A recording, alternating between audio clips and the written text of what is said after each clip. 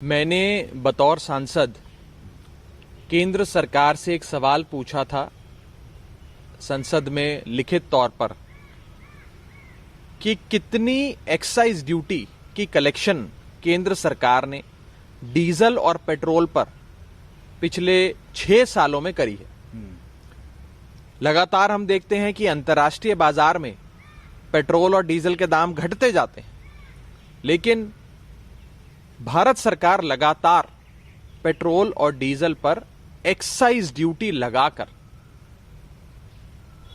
Petrol और diesel के दाम बढ़ाती रहती है। और आज आलम कुछ यह है कि पेट्रोल और डीजल 100 रुपए प्रति लीटर का भी जो आंकड़ा है उसे पार कर गया। पेट्रोल और डीजल वो कमोडिटी है जो हर शख्स के जीवन पर डायरेक्टली या इनडायरेक्टली प्रभाव डालती है। एक कैस्केडिंग इफेक्ट होता है, और अगर पेट्रोल और डीजल महंगा होता है तो सारी वस्तुएं महंगी हो जाती हैं, क्योंकि हर चीज की ट्रांसपोर्ट में, हर चीज के उत्पादन में आपको डीजल और पेट्रोल काम में आता है। मैंने सवाल पूछा कि बीते 6 सालों में कितनी एक्साइज ड्यूटी सरकार ने पेट्रोल और डीजल पे कमाई है। आपको जान के अचंभा होगा कि सरकार ने लिखित तौर पे मुझे जवाब में यह बताया कि भारत सरकार ने बीते 6 सालों में 16 लाख करोड़ से भी ज्यादा पैसा एक्साइज ड्यूटी से कमाया है। ये एक अचंभित करने वाला आंकड़ा है, 16 लाख करोड़। आप हिंदुस्तान के कई स्टेट्स की भी अगर आप बजट्स को इकट्ठा कर लें, दर्जनों स्टेट्स के बजट्स को इकट्ठा कर रहे हैं, तो शायद 16 लाख करोड़ का आंकड़ा पार नहीं होगा।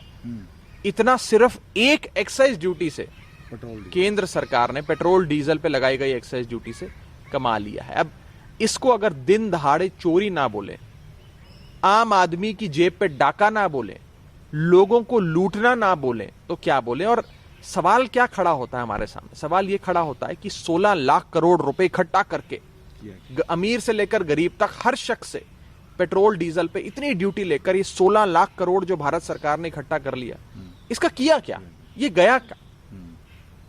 साफ नजर आ रहा है कि ये बड़े बड़े पूंजीपतियों के लोन माफ करने में इस पैसे का इस्तेमाल किया गया। जो अमीर लोग हैं, जिन्होंने लाखों करोड़ों रुपए के लोन लिए, कर्जे लिए, लेकिन चुकाए नहीं बैंकों के, आज भारत सरकार हमारे पैसे से उन उद्योगपतियों के कर्जे चुका रही है और आम आदमी, गरीब आदमी की जेब पे डाका डाला जा रहा है। ये जनता के सामने आज संसद भवन के पटल पर सरकार ने जवाब दिया। देखिए, ये ना आर्मी और आर्म्ड फोर्सेस की बेहतरी के लिए इस्तेमाल हो रहा है।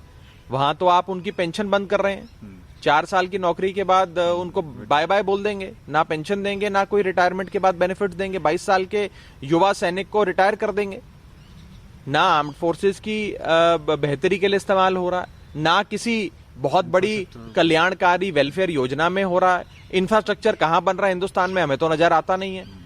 एक चीज जरूर नजर आती है कि जो दिवालिये हो रहे हैं बड़े बड़े उद्योगपति, या जिनके खजाने खाली हो रहे हैं, या जिनके सर पे बहुत बड़ा कर्जा है, उनको उनकी लोन माफी के लिए इस पैसे का इस्तेमाल हो रहा है। ये साफ तौर पे नजर आता है। सरकार को ये सारी चीजें समझ के सबसे पहले पेट्रोल डीजल के दामों में कम से कम 30 से 40 रुपए की कटौती करनी चाहिए। आज पेट्रोल हमारे देश में 50-60 रुपए का बिकना चाहिए, डीजल 45-50 रुपए का बिकना चाहिए, हमारी मांग है।